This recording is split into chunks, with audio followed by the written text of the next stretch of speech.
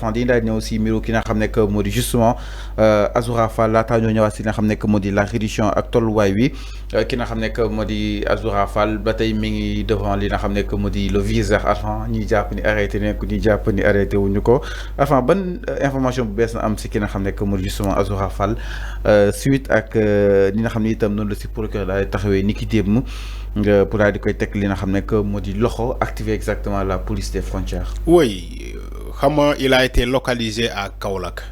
Loolu mooy information bi parce que coow li bëri woon na ci moom. Oui, Azoura Fall a été arrêté. Oui, Azoura Fall a été interpellé par le procureur de la République Ibrahima Ndoye.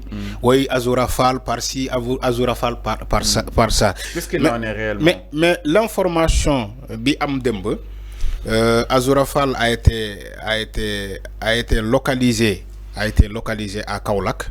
Donc c'est son domicile. Foofu lañ ko localiser. Maintenant cette police des frontières bi ngay wax moom moo ko localisé. Maintenant s'il a été arrêté, information boobu leerul kenn. Mais ñu ngi gëstu ba xam. Mais au moment où nous parlons ba tey, il n'a pas été arrêté. Il n'a pas été arrêté et placé sous mandat de dépôt. Parce que aussi, même alors, avec... Mais enfin, d'après aussi quelques informations, Assane Gueye, alias Azoura Fall, est introuvable depuis le lundi dernier. L'influenceur activement recherché par la division spéciale de cybersécurité donne de ses nouvelles. Il a annoncé sur WhatsApp qu'il va faire une déclaration ce mercredi. Oui, c'est ce que j'ai dit. J'ai dit il a été localisé. Il a été localisé chez lui, à Kaolack. Seront les dernières informations. Okay. Mais quand il a été placé sous mandat de dépôt, comme le disent les autres médias, non, lolo amul. Mais avant, c'est-à-dire donc, lolo amul. Donc, l'ordonnance du procureur sur Azoura Fall, où est-ce que nous en sommes? Entre autres, pas mal de questions qu'on se pose justement sur Azoura. Enfin, oui, c'est ça. Non, amul lu jaxaso parce que aussi même un citoyen bokoy arrêté, voilà bokoy wo ci kanam yoon, il faut pas bafouer ses droits aussi. Même les justiciables ont des droits. Donc, on est que sur la. Mais c'est comme ça. Mais quand il convoque une personne, voilà, si pour lui remettre la convocation, il faut lui localiser d'abord, localiser son domicile. Tu vois le million. Nga yobu convocation bi jox ko mu décharger, mais nga wax ko jour tellement nga wara déférer à cette convocation. Okay. Mais en respectant tous ses droits, on respecte le droit des citoyens. Il n'est pas dit que oui, il a fait des injures publiques, oui, maintenant, sans convocation, par force, yobuko. C'est pas comme ça. On respecte. Oui, c'est ce que j'ai dit. Assane Diouf a refusé de déférer à la convocation. C'est pas d'Ouben. Assane Diouf, quand il a été cueilli chez lui, dans une convocation, mon est de parce que mon justice son colle. Lola doit. Justice son colle.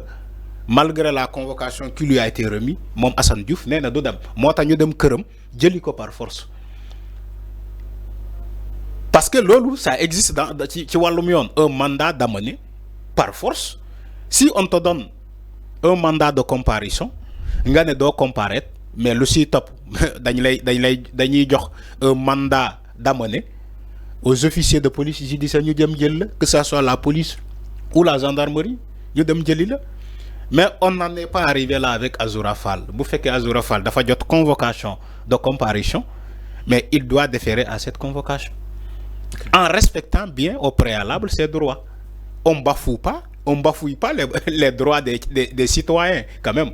Dans un pays sérieux, Fallou, je crois que le Sénégal en est un, on se doit de respecter les droits des citoyens. Même malgré l'ampleur de l'infraction, on doit respecter d'abord le droit de la personne. Alors, enfin, ni jàpp ni aussi ki nga xam ne que moo di Azoura peut-être kàddu mi da nga koy daal di nga xam ne que moo di ñaawlu mais juste y a une partie de personnes ñoo xam ne jàpp nañ que ni Azoura parti bi mu bokk assisté wuñu ko concrètement maanaam soutenir bi nga xam ne itam war nañ ko daal di woon def benn soutien bi gisuñu ko concrètement naka la ko daal di jàngatee loolu itam. Bon man gisuma loolu man je crois que il doit être aidé. parce que Mali ba fi dara rek il doit être aidé nee na waa Pastef donc seetaan. il doit être aidé man waxuma ci aidé boobu. Assistance psychologique. jàppale ko si non war nañu ko jàppale ci xel. il faut lui donner des psychologues ñu jàppale ko c'est-à-dire que c'est sérieux. Il faut aussi qu'on en parle, Fallo. Il faut pas voir que le gars, il est en train d'insulter Bobo Legui. Il y en a des gens qui te disent que njëkke wu ko tey Diomaye la njëkk a saaga kenn arrêté wu ko. Il y a des spéculations comme ça. Les gens disent que Azoura commencé wul di saaga Macky Sall mais il a dafa njëkkoon insulté Diomaye kenn arrêté wu ko mu insulté Macky Sall moo tax ñu ma ne leen du loolu Azoura Fall il faut que les gens l'aident ay jege ñaaleewam war nañu ko jàppale waa Pastef war nañu ko jàppale.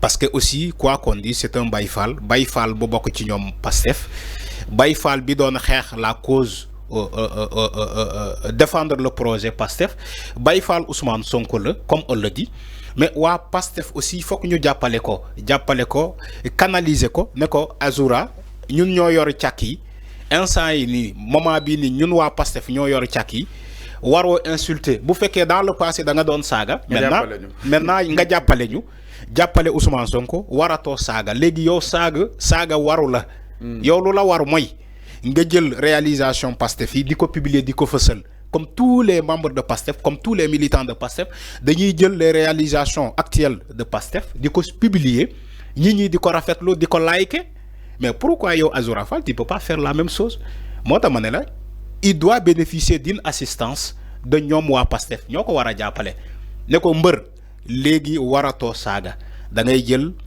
les photos de Ousmane Sonko yu gën a rafet comme moom ngay àndal nga posté ko ñi like ko da ngay jël image Ousmane Sonko yu gën a rafet nga posté ko nga bind ci lu baax ñi like mais pas ngay saaga moo tax ma ne la il n'a pas bénéficié de cette assistance des membres de Pastef dañ ko seetaan waa ji jàpp ni que li mu doon def en étant opposition dans l'opposition moom la war a continuer di def ni jamono bi nii alors que ñoom ñoo nekk au pouvoir Pastef moo nekk au pouvoir boo nekkee au pouvoir doo saaga yow kay opposition moo la war a saaga nga ne leen force restera à la loi mais quand tu es au pouvoir et que tu insultes les gens vont dire mais attention comment ça les gens vont se poser des questions. Surtout entourage Ousmane Sonko. Surtout mu bokk ci entourage Ousmane Sonko jot nañ mu xoolaat ñi nekk ci entourage. Je suis d'accord. Il est temps que Ousmane Sonko mu xoolaat ñan ñoo ko war a accompagner ñan ñoo war a nekk ci entourage am mais c'est tout à fait normal.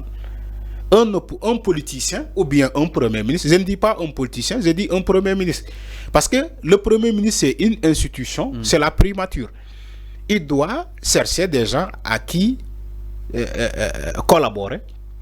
War na xool segg entourage am xam moom parce que image am mooy dem premier ministre image am dafay dem.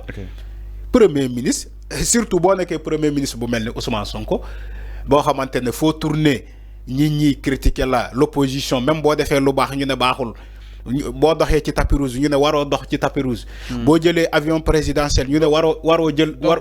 ma ñëw boo jëlee avion présidentiel ñu ne waroo jël avion présidentiel boo accueillir les Jean-Luc Mélenchon ICAD ñu ne non waroo ko def boo demee Grand Théâtre nga ne école yi déjà école française yi tere musóor yi xale jigéen yi yu musuwar voilà yu muuro l'État du Sénégal ne va plus respecter ça gars yi décrier la surtout boo nekkee un premier ministre bu mel nii il faut être prudent avec ton entourage il faut nga segg sa entourage xam ñan ñooy accompagner ñan ñoo lay accompagner ak ñan ñoo la warul accompagner il n'est pas dit que nit bu àndulee ak yow mooy yow bëggoo ko il n'est pas dit que nit bu àndulee ak premier ministre mooy moom bokkul ci projet Pastef bi projet bi ñëpp a ko bokk y a des gens yoo xamante ne dañoo liggéey ci projet bi te fësuñu te bokkuñu wala nekkuñu ci entourage Ousmane Sonko. mais dañoo xeex ci projet bi. pour waa Pastef ñu nekk tey fu ñu nekk. Il y a des journalistes, il y a des mécaniciens. Journalistes. Non, il y a des journalistes. Il y a des journalistes, il y a des mécaniciens, il y a des menuisiers, il y a des apprentis, il y a des maçons, il y a tout. ñoo xamante dañoo xeex ci projet bi donc il n'est pas dit que Azoura Fall moom kese moo xeex ci projet bi ba tax na moom war naa saaga. ñu ne non dañ koy bàyyi parce que moom mooy Baye Fall bi moom mooy li non man je suis pas d'accord man je ne cautionne pas les insultes ak fu mu mënti doon ak fu mu mënti jógee man sama propre frère sa bu saagay ma ne yoon defal li sa liggéey à plus forte raison nga ne un citoyen ak mu bokk Pastef wala Benno Bokk Yaakaar wala Taxaw Sénégal bi jëmale ay kaddu yu ñaaw injure publique yóbbu ko ci nit là on cautionne pas parce que on est dans un état de droit Fallou. L'état de droit s'applique à tout le monde et pas une tiers, pas un tiers. l'état de droit s'applique à tout le monde. Donc c'est ça, c'est dans l'ordre normal des choses. Alors non, par rapport avec Miro qui n'a ramené que justement Azoura Fall, donc on Azoura ni japonais donc on a dit 7 manikon nak amana ben rebondissement allant dans sens peut-être ñi xaar ginaaw ba progrès la joxe li nga xamné que modi instruction ma xam entre-temps da nga ko convoqué wa wala déet mu nek autant de mbir yo xamni itam des na ko daal di gis ni ki nga xamné que modi Azoura waxon ni dem dina def déclaration à partir de 20h. Aussi amna aussi ñu japp ni vidéo bu yag la dang ko indi wa justement pour manipuler entre autres questions yi nga xamni tamit mi ngi daal soulever autour jëm si Miro ki nga xam ne que modi Azoura Fall alors enfin laaj ñu itam si ben